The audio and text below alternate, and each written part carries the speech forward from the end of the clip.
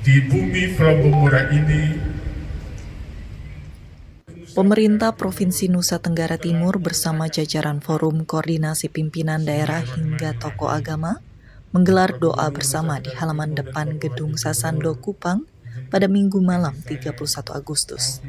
Kegiatan ini menjadi momentum pemerintah provinsi dalam menyampaikan deklarasi perdamaian, menyikapi dinamika nasional yang terjadi beberapa hari terakhir.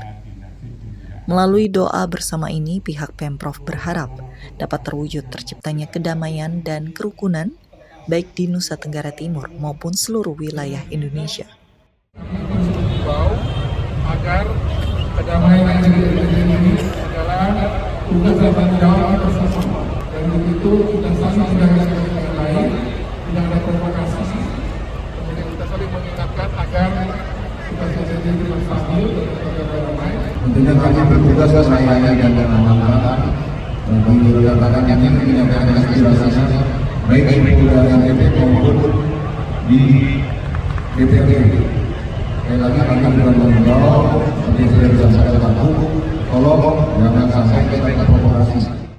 Jajaran pimpinan Forkopimda di Provinsi Nusa Tenggara Timur tersebut pun mengingatkan masyarakat agar dapat menyampaikan aspirasi dengan tertib dan tanpa kekerasan. Dari Kupang, Nusa Tenggara Timur, Johannes Viandinando, Kantor Berita Antara mewartakan.